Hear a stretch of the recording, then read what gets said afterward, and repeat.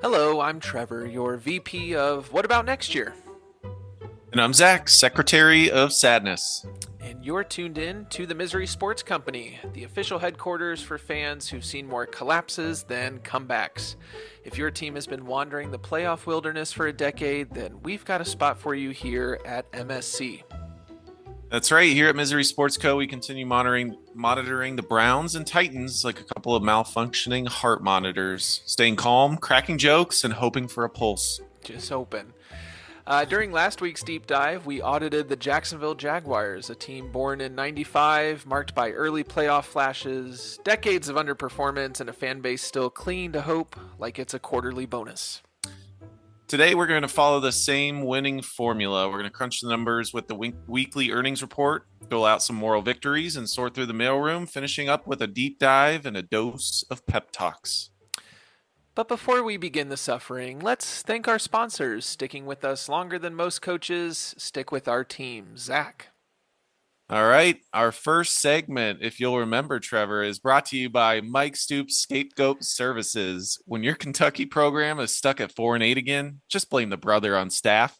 We specialize in deflecting accountability, firing assistants, and buying you one more year on that contract. Oh, shoot. That was an all-timer. So I figured out who the third guy was because we saw him on the sideline during that game. We're like, who is that man? He looks just like a Stoops. it was Mike. So it's Mike, Mark, and Bob. Like some real great creativity there, Stoops family. Yeah, you really could. They were talking, we could see Mark, and then the guy turns around and you could just see in his face, my God, that is a Stoops. And so that's Mike Stoops. That's his brother. Mike Stoops, Oh inside my gosh. linebacker coach. Yep. Inside, He couldn't have all he of does more. He couldn't have all linebackers just inside. Just inside. You know that's his title, but he does more because he's his brother, and everybody's like, this guy talks to our inside linebackers coach more than the assistant defensive coordinators. Oh my gosh. Well, thank you, Mike Stoops, and your deflection group for braving every blown play, rough season, and emotional roller coaster alongside us. Your loyalty really is unmatched. All right, it's that time for the weekly earnings report, tracking the financial and emotional toll inflicted by the Browns and Titans, one soul-crushing play at a time. And after reviewing the Titans this week, it's clear someone's cooking those books and probably the playbook too. If you'll remember last week, I was not optimistic about our game against the Colts. We were 1-6, they were 6-1. I was predicting 41-14. If you'll remember, 41-14 is a score that sticks with both of us because that was the Ohio State-Florida score. And I've somehow never forgotten that. It is too soon. That was 18 years ago, and it's too soon. And gosh dang it, if I didn't get pretty close. The final score was the Colts 38 and the Titans 14, so I was only off by 3. And all I wanted was just some semblance of competent football. All week leading up to it, everybody was talking about this is like a baby versus an atom bomb. And so I just wanted like some sort of competent football, and we got a little bit, so I'm happy. We forced 4 punts, which is pretty good. Okay. 4 punts. That was great. When we played them in week 3, they hadn't punted yet. So we did that. That was good. The Colts had never, this season, had not been sacked on third down, and we got a sack on third down. So that was good. So that's pieces to build on. Cam Ward looked pretty good. He had no help from his supporting cast yet again. That's an ongoing pattern that we're seeing, which is super fun. But he was slinging the ball. He did not have a fumble where his little tiny hands squeeze the ball when he's trying to just handle it or throw. So that's good. He did get sacked 4 times, but he stood in the pocket, worked his reads, had some really, really good throws. So, like, we're feeling good, especially about the first half. We were down by 10 at halftime. Joey Slide missed a 58-yard field goal. Sorry, everybody can't be Brandon Aubrey. So, like, fine. It's a 58. So what are you going to do? But, Zach, I am so tired of coming and talking about cowardly coaches every single week on this podcast. Mm, yeah. Let me walk you through this one. Let's go. Join me in the early third quarter. So we get the ball first. There's 11 minutes left in the third. We have driven to the Indy 42-yard line, and we have a 4th and 3 after running for no gain on third. 4th and 3, Okay. we're down by 10. It's the Hmm. 42-yard line of the Colts. Cam immediately looks over and is like, "We're staying out here. Let's go. What are we doing?" And Mike McCoy decides to punt the ball on the Oh, 42-yard line, 4th and 3. We're down 10. And it's a touchback. So we gained 22 yards. We gained 22 yards on that one. And guess what? The very next play, Jonathan Taylor rips an 80-yarder for a touchdown, and that's church. That was the end.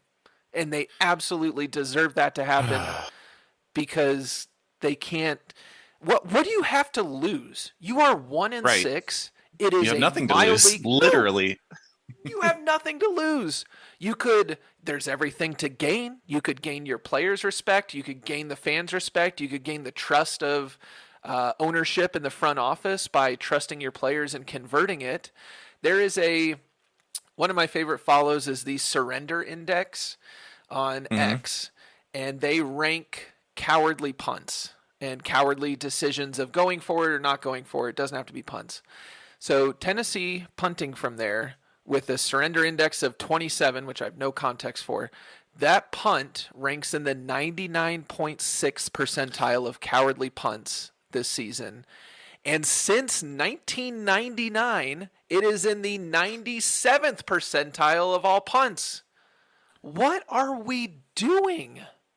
Yeah, you're basically just best case there, getting it inside the 10, which is 30 yards, right? Just go for it. Because most of the time your punter's going to kick it out of the end zone. It's only going to be like a 20-yard punt. They're going to shank it. Yes. You, like you said, you have literally nothing to lose. Just go for it. I don't get it. With an interim coach, why are you ever punting? What if you were just like, screw it, we're going for it on every down? Like, Right. what are they going to It's do? Like, you're not going to get the head coaching job being a coward like this, so you might as well let it rip. Yeah, and I have some interesting stats too. I was digging into some of the advanced stats for our teams. And I looked at the pressure percentage, right? So on your passing plays for the Mm-hmm. Titans, what's the percentage where Cam Ward is pressured? Mm-hmm. Almost 27%. They're the second highest team in the NFL, Yep. second only to the Chargers of all teams. Oh, random. Uh, yeah, right. I wouldn't have expected them at the No. top, but Tennessee Titans are number one with 34 sacks given up. So Cam Good Ward is just gracious. getting no support right now. No. I hope he just survives the season and they get someone competent to help build him up because he's trying. He's trying He to is drive the ball trying. down the field. He's trying. He really is. So, yet another soul crushing week for the Titans. But, Zach, how's your side of the misery ledger shaping up? Just as bad, Trevor. Thank you for asking. So after Mike Vrabel and the New England Patriots exacted their revenge on the Tennessee Titans last week, Good they gracious. hosted my Cleveland Browns. Hey. Hey, first half, right? Pretty close. We ended up going down just a few points at halftime.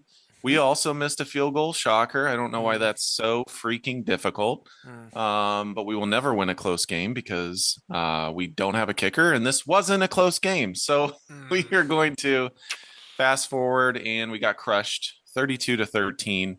Dylan Gabriel is hot garbage. He is our rookie No. quarterback. Oh, no. Um, just checking it down way too much. He had, I think it was about 32 throws in the game. He Hmm. went for like a buck 50. He's not driving it like Cam Ward is driving it. There's not a lot of confidence right now. To me, it was a reach in the third round to draft him as a Yeah. quarterback. He's going to be a solid backup, I'm sure, but Hmm. everybody else had him as a sixth or a seventh round pick. So we are just counting down the seconds to Shadur I Sanders was going and to the say. circus that will be. Golly. But one of the key highlights of this game was actually Dylan Gabriel. He was inside of our own 5 yard line. It was shotgun. We snapped the ball, and Mr. Checkdown checked the ball down to no one. I mean, he had a little bit of pressure and he just whizzed it out of bounds to the sideline. It ended Yeah. up being an intentional grounding. He Yeah. was in the end zone. It was a safety. We also ran two beautiful trick plays. So we actually had a flea flicker, right? So for those that don't know, it's handing it off to the running back. He pitches it back to the quarterback. You would think you're going to throw deep. You're trying to trick the defense. No, we actually were setting up for a screen pass, which Oh. if you've never heard of that before, it's because it's never been done and it will never be done. No. It was terrible. It went Oh no. nowhere. Threw the ball into the ground. Then we ran a backwards pass to our wide receiver who looked to throw the ball, and it went Okay. 0 yards. Oh, He ended no. up taking off. And I thought it was interesting after the game. I have an audio clip here. This is Mike Vrabel, the New England Patriots head coach, after the game. We got to take care of the ball better and continue to find opportunities. They hadn't turned it over. And then when their gimmick plays ran up, I thought we played pretty good defense. So you have another head coach, right? Last what was it, 2 weeks ago, we had Mike Tomlin talking about the Browns GM. Why would you Yeah. trade Joe Flacco in division? Now you have a head coach who we actually had on our staff last year. He was a special advisor to Kevin Stefanski. I don't know why we let him leave, beating us and then showing up to a press conference and talking about our gimmick plays. It's bad, Trevor. I don't know if Kevin Stefanski will be fired this year, but I will shed no tears if he is. Well, as long as he doesn't come to Tennessee, then we'll watch him. We'll watch him lead together. I will say, Mike Vrabel loves himself a gimmick play. We would run several when he was with Tennessee. I can think of one specifically where Marcus was still the coach, and we were playing the Patriots, and they ran a reverse pass to Tom Brady, and he looked like a baby giraffe and like tripped. And so we ran the exact same play on a third down with Marcus, just as kind of a middle finger FU. So he loves a good gimmick play, but he's taking shots there. The advanced stats aren't any better. I mean, the pressure percentage for the Browns is, I think we're like 7th on that list. We're actually toward the bottom. Both the Browns and the Titans are bottom 5 in terms of pass yards. We're actually both bottom 5 in terms of rush yards per game. I think around 80. We're around 87. I mean, we can't generate anything. And I go back to you're paid millions of dollars to play a child's game. You are grown adults. Just figure out how to move the ball and score some points. The last part that I didn't even mention, Myles Garrett had 5 sacks in this game. Incredible. 5. He's being double and triple teamed. He is putting it all out there, very similar to Jeffrey Simmons on the Tennessee Titans. Fantastic players that are just not getting any support. It's hard. It's tough to watch. Yeah. So that's our weekly earnings report. Brutal reminder that heartbreak is part of the job description, and we're all volunteers. Time for a quick sideline moment. A shout out to our sponsor, the real MVP of this operation. Are you trying to get that next job and want to nail the interview by sounding like a local? Well, look no further than Brian Kelly's accent coach. From the Midwest, but need to sound like you were born in the Bronx? No problem. California guy moving to the swamp? We'll Cajun you right up. Yes, people will notice. Yes, they will laugh at you. Yes, they will bring up the times that maybe you murdered someone. But at least you'll be able to pronounce Louisville correctly with Brian Kelly's accent coach. You know what's funny about that? And thank you, Brian Kelly. We really appreciate your support at Misery Sports Co. Two things that I heard, I can't completely verify, but I think they were on ESPN. He he actually hired a crisis management expert at the end of last season to help him with his public image. That's how bad Good he was gracious. doing. Obviously, it didn't work because Oh my everybody hated gosh. him in the program. Again, Brian Kelly, head coach of the LSU Tigers. And then somehow they cut his bonus in half for a moral clause that they're not like nobody's giving details, but how Yeah. did that go? Like we got some dirt on you, bro. Like just take half of the money and Yeah. get out of You thought here. you thought you were getting this pile? You're not. And like it has been universal, the hate from media, players, everybody hates Brian Kelly. Like there has not been a Yeah. single like wish him the best, hope he lands on his feet, he'll be back. Like everybody was waiting for this so they could come out and be like, this guy sucks. Mm-hmm. Seems like a miserable human being, but let him live. He's going to be laying on a giant stack of cash. Yeah, he will. He'll be crying into that cash. And he's sending some our way, so we appreciate him. That's right. Time to highlight and document the small but significant successes in the office of moral victories. That's exactly right. At MSC, spectacular failure is just part of the plan, but HR insists we still hand out some shiny hardware. So let's talk about our first employee of the week. My employee of the week, I don't think I've named a Titans player since Morgan Cox in week one, our long snapper. So welcome back, our employee of the week. I'm going to go ahead and give it to Cam Ward this week. He went 22 for 38, 259 with the touchdown. He did have a pick, but it was on a fourth down. It was fourth and goal, and he had to force it to the end zone. Whatever. Like, you live with that. It was either a touchdown or nothing, so it's fine. He's looking better. He's looking more confident in the pocket. And what I really liked from him this week was his fiery leadership. So, Mm, both the moment that I mentioned earlier with looking at our coach and being like, let's go for it, keep the kicking team off the field. What are we doing? And he came over and let Mike McCoy know about it. Like, why aren't we going for this? That's the kind of stuff that players rally around. You want to see your quarterback fighting for the offense. And then there was kind of I don't know, like a long post route or something. And one of our rookie wide receivers was going to be open, but he stopped running for a second and then missed it. And it looked like a bad throw by Cam, but on the replay you could see that a receiver stopped. And Cam let him know about it, both in the moment and then over on the sideline. And I just want to see players who care. You know, I want to see passion. You're looking for yep. something to attach some hope to this season, and I have that with Cam Ward as of this past week. So thank you, I Cam. love that he's driving the ball down the field, and like I always go back to someone like Peyton Manning, right? Hall of Fame player. His first season, he threw 28 interceptions. Just throw the ball, Cam. Yep, I don't care if you throw interceptions. Try to work on it with your receivers. Show some moxie. Just drive the ball down the field. That's how you absolutely. threaten NFL defenses. Yep, just figure it out. Take this year to figure it out. So congrats to Cam. Corporate insists that we sprinkle in some cheer. So one more trophy has to be handed out. Zach, who else made the cut this week? Our second employee of the week goes to Miles Garrett. Typically, I would not hand out one of these when the Browns get crushed. I would go find someone else and celebrate with them. But Miles Garrett was just phenomenal.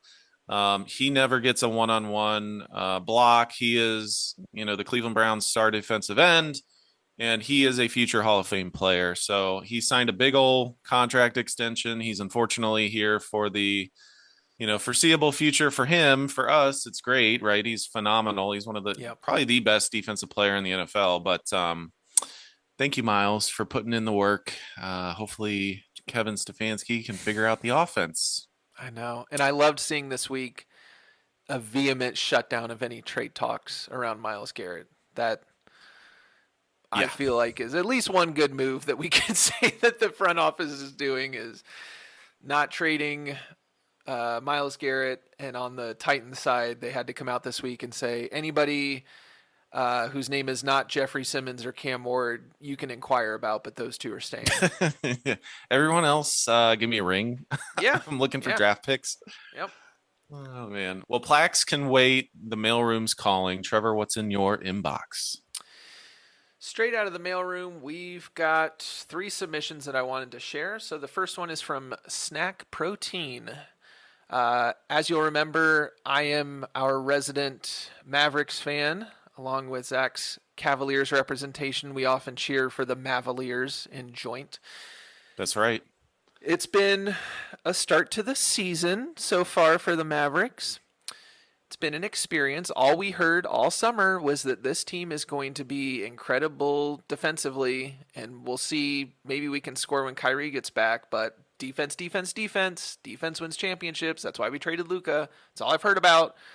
And we've surrendered like 120-something to the Wizards. We got dominated by Wemby, who's a freaking alien. But anyways, Snack Protein on X says, Anthony Davis is so maddening because if he would just stop doing all the things he sucks at, he would be awesome, and he is incapable of that.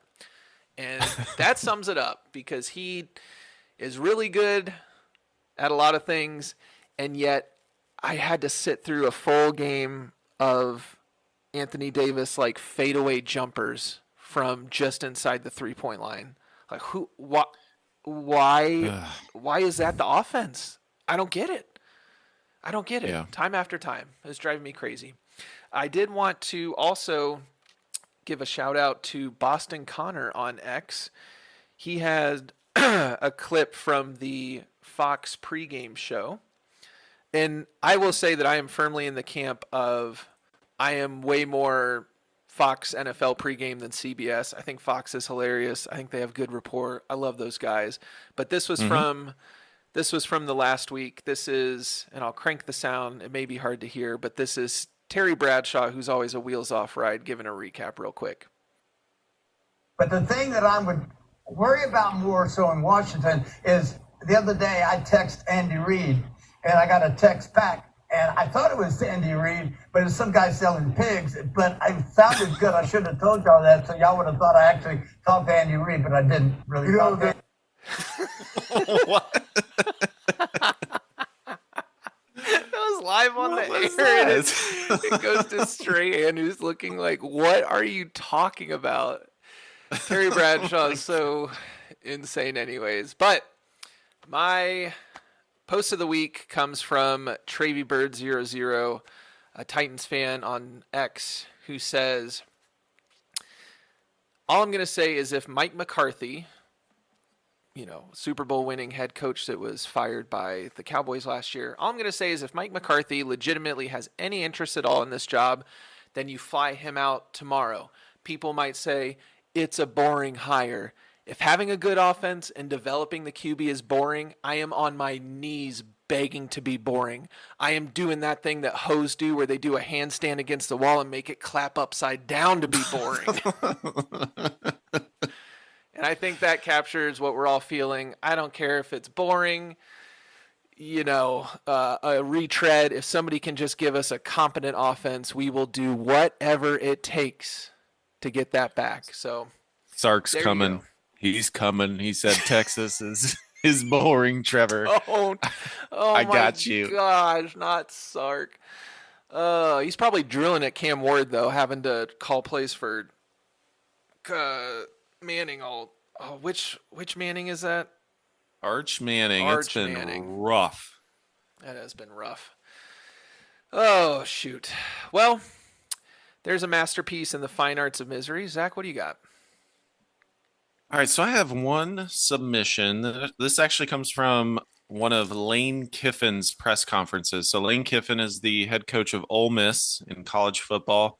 Ole Miss actually just had a huge win against Oklahoma. And so Oklahoma's head coach is Brent Venables, used to be with Clemson.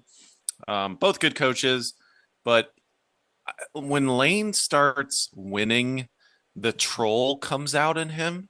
And so it's a little bit of a longer clip. It's about 90 seconds. The first part of the clip, is fine. And then all of a sudden, Lane's brain starts firing. So I'll kick it off from there.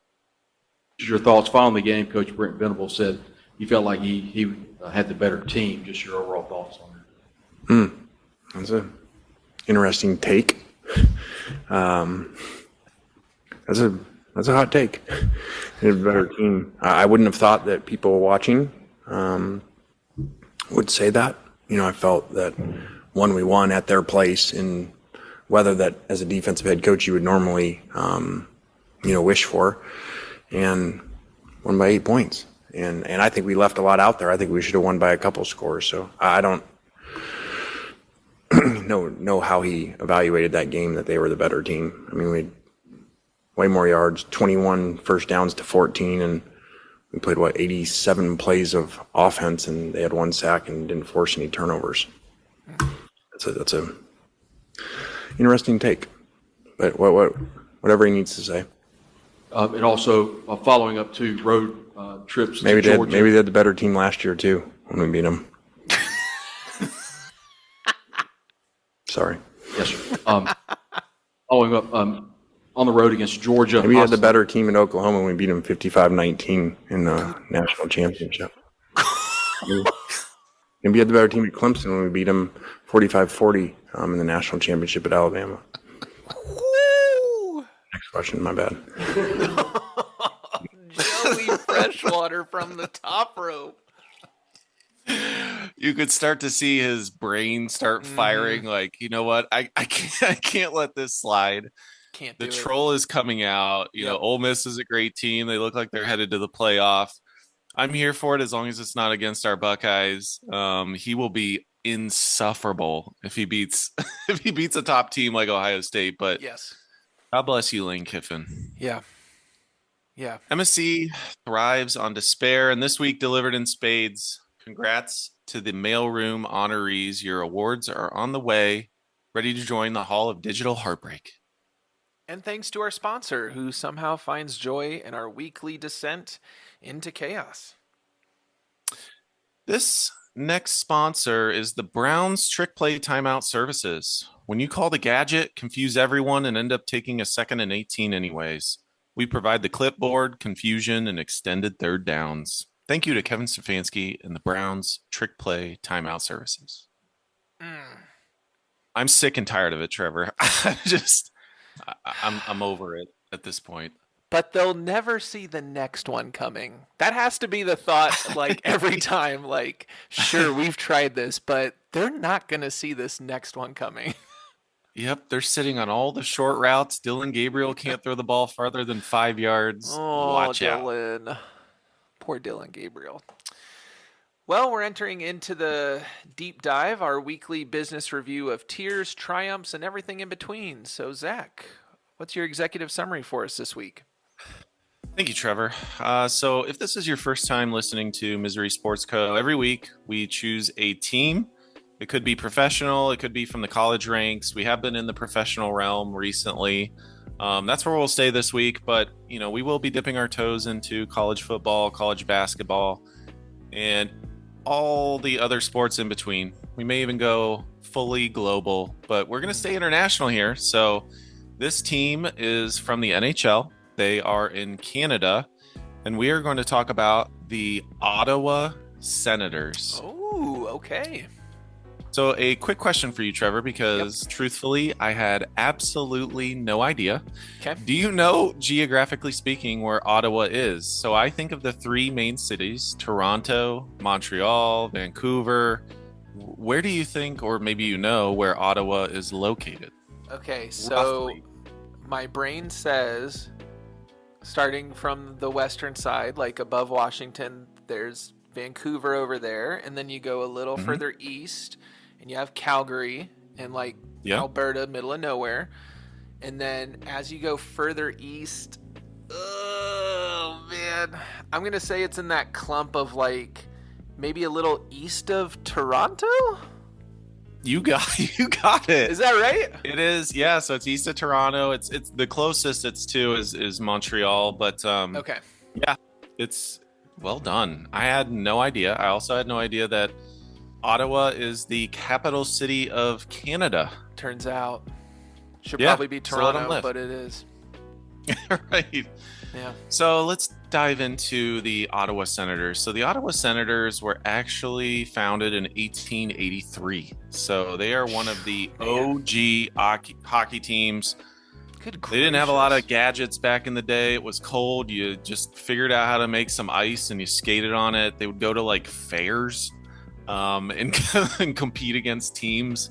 So what's interesting with Ottawa, from 1883 to about, call it the 1930s, right? 1930s, they have some financial issues. During that time period, they actually end up winning 11 championships. So pretty solid era. Yeah, pretty solid era. I'm going to say there were not that many teams back then, but Sure. nonetheless, we're going to give them credit. So they moved the franchise to St. Louis in 1934 because of all the financial issues, and they become the St. Louis Eagles in 1934. It was such a bad transition. They actually disband the team after that year. All of the players scatter to other teams. And for the next 60 years, there is no team in Ottawa. Holy cow. I didn't know this, but to the point where, 60 years later in the 90s, they restart the team. They don't claim any of that history from 1880, whatever it was, 1883 to 1934. All those championships, the NHL they completely disconnect it. Well, that's so crazy because it didn't go anywhere then. That history just died, right? Exactly. It has to go somewhere. You would think you would fight for, the records and everything, but I guess because it was such a long time, someone reasoned that they couldn't have the history, which I think is crazy. Okay. That All right, timeline so- makes sense in my head though, because in my head I had them as like a later expansion team. So when you said 1800s, I was like, I am so far off, but there was this dark gap. So they were ready for hockey to come back. They were probably starving for it.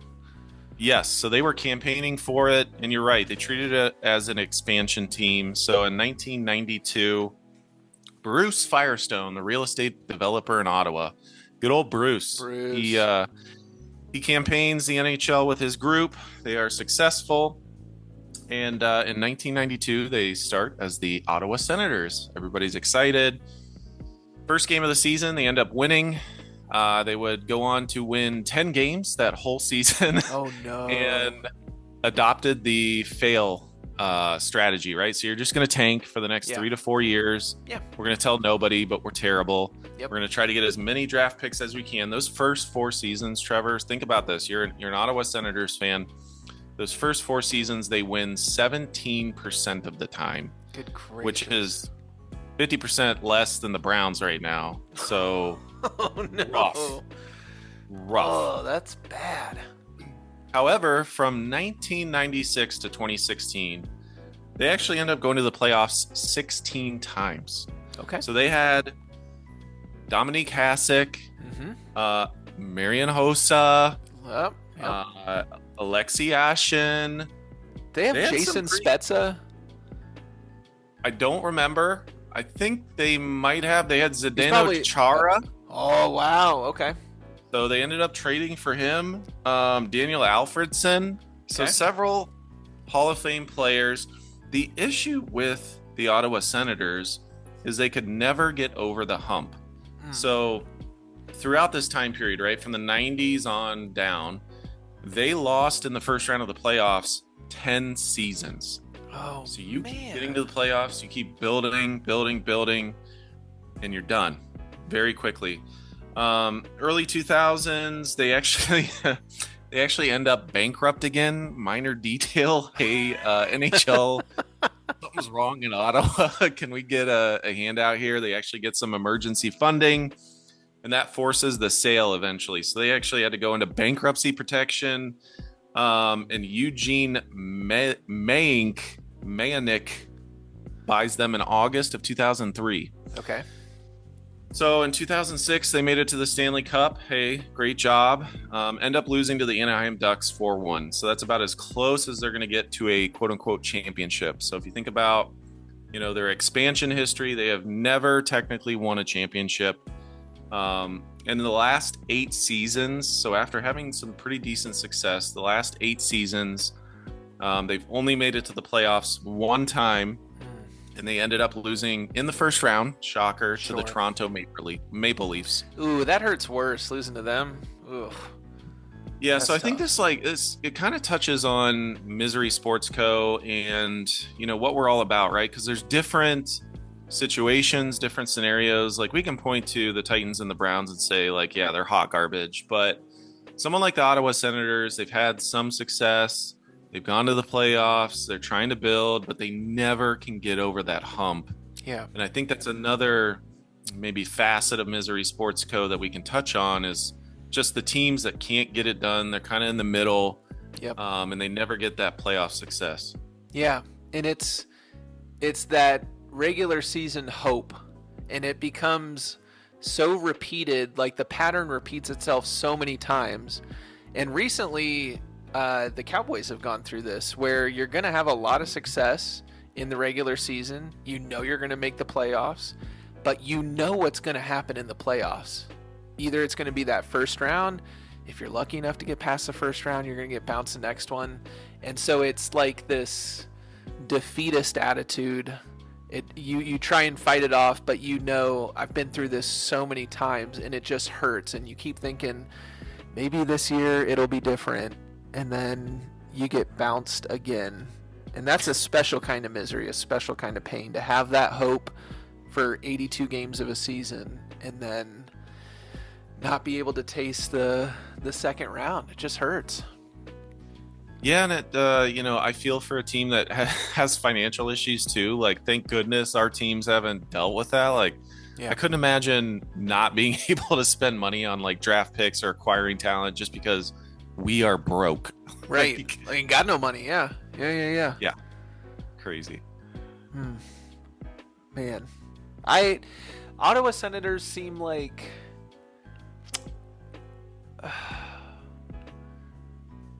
I don't know, one of those middling franchises. When I think about the NHL, like, you have the original teams. Clearly Ottawa went back to there. It's unfortunate that they don't get to claim that history. But it's just kind of one of those forgettable teams. And I love those teams because the Titans are such a forgettable NFL team. Like, I don't think I've ever met somebody who was like, I'm a Senators fan. And like, maybe if I lived in Canada, like, that would probably be more possible. But I've never met anybody who was like, I love the Senators. And similarly, I think I've met 2 Titans fans in real life ever. Like, if I didn't see them on TV, I wouldn't know that they existed. And Yeah, so you'd it's think just, they would have a bigger following being the capital city of Canada, but Sure. like Toronto, even Calgary, I mean, they all have far larger followings from what I see, Yes. in the league. yeah. But they do have a great mascot. Spartacat's great. Yeah. And I would encourage our listeners to go check out a video. This was probably, I'm going to guess 6 or 7 years ago. It seemed like it was pre-pandemic, where for like the first home game of the season, they had so they have Spartacat, who's like a big furry, like a good mascot. And then they also have like a person dressed up as like a Roman soldier, whatever. And this person came out with like a shield and decked out and stuff and tried to pump up the crowd. And he had a really long speech, and it just devolved. Like, it was way too long. People were over it, but he had the speech taped to the inside of the shield. And so every now and then he would just look at the shield and like, and read a line and then go, and the crowd would go crazy. And after the 5th time, people started to turn on this dude. So by the end of it, the entire stadium's booing this man at home when he's trying to pump everybody up. And that's always what I think of. The first thing I think of at Ottawa Senators is just this poor guy out there who couldn't memorize his lines, and everybody's booing him as he's trying to pump up the crowd. It's really something to behold. My only other memory of Ottawa is when we would play Wayne Gretzky's 3D hockey on N64, like 1999 as kids. Mm-hmm. And we would just crush them with the Dallas Stars. Yeah, they were pretty pretty easy at that point. But man, we used to play that in college all the time. We played a bunch of Wayne Gretzky. We would play as, this is weird, I don't know how it happened, but we would play as the Washington Capitals, and you were Sergei Bondra, and I was Joe Janot, and we would run through teams. We would have bets with nobody, just ourselves, on if we could beat these teams. At one point, we were tracking our wins and losses against our rivals on the whiteboard in our room. There were no stakes. Freaking Hextall. Oh, Hextall stopped everything. Oh my gosh. Yeah, it was such a great game. Gosh, that game is so good. Well, before we plunge into more chaos, a quick shout out to the folks keeping this train wreck on the rails, our next sponsor. Misery Sports Co. Speaking of Spartacat, Misery Sports Co. is brought to you by Mascot Pregame. Let's kick it up a notch, you big furry knucklehead. I know you're excited to watch your team win, but you know what would be pretty kick-ass? If you raw-dogged this cup of pregame and then got in a fist fight with the former Heisman winner. Why is he so mad? Who cares? Eat this powder and go touch his hat. What's the worst that could happen? With Mascot Pregame. Hold on, pause. what Heisman winner was this? Unique contact? You didn't see this? Oh my gosh. Well, I can't. It would be worthless to play here because it's entirely visual. But there was an ESPN spot where for some reason one of their traveling NFL or college road shows was like at Alabama A&M or somewhere, and Cam Newton was there, and they had a mascot race. So then one of the mascots after the race goes over and gives a little like playful like, oh, I lost, goes over to Cam Newton and I think touches his hat. Cam Newton winds up and smacks the crap out of this mascot, like full on just whap, and then like steps to him like, what? And it turned from like, oh, this is cute and funny to like, that guy needs to get out of there. And no context given for like, they didn't address it on air. Nobody knows what happened, but Cam Newton smacked a mascot. Why? The disrespect. The absolute disrespect. But we would like to thank the pregame, that great sponsor. Yeah. They're keeping our dream alive, whatever that means for us. Well, it's time to end on a high note. Yes, that's right. It's pep talk season where we force a little sunshine into an otherwise cloudy week. At MSC, we try to end every meeting on a bright note. And my pep talk this week, Trevor, goes to Cooper Flag and the Dallas Mavericks fans. Oh, buddy. Mavs fans, I am one of you. I follow that team just as much as I do the Cavaliers. I celebrate their playoff success. Love the run with Luka to the finals. It was magical. Just have a little patience with Cooper Flag. He is in such a difficult position. Cooper Flag, for those that don't know, was the number one pick in the NBA draft last year.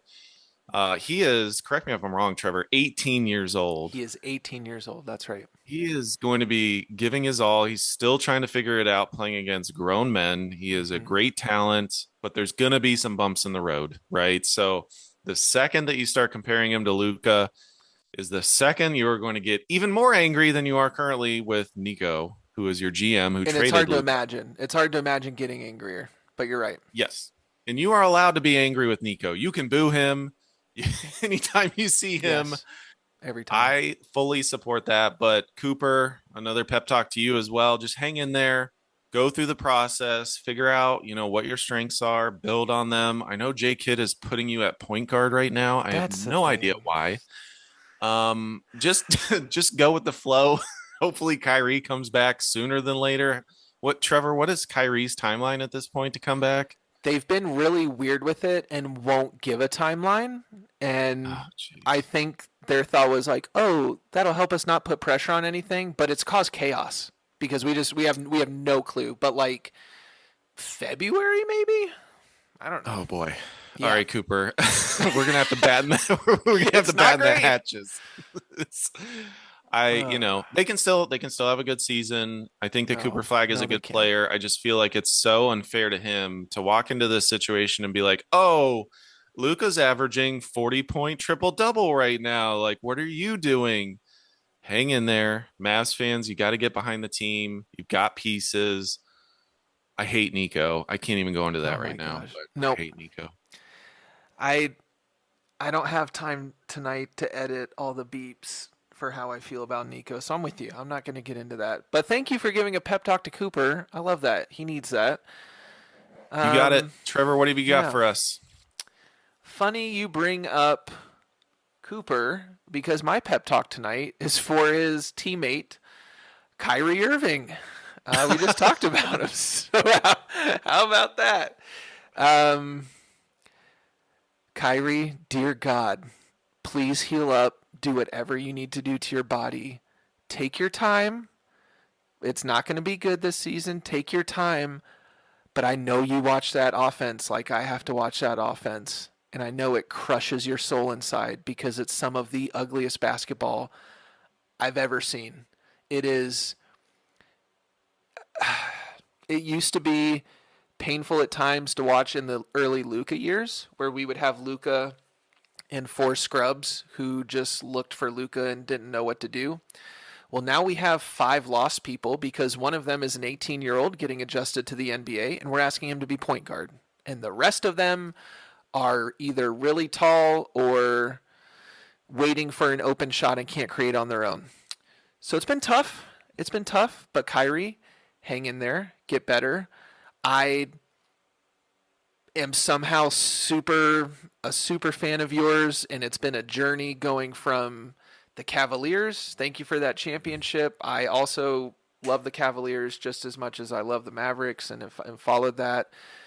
And through a weird sequence of events, I am just one of your biggest fans now, and I don't need you to save this team, but in a different, similar sense, I need you to save this team because it's really bad.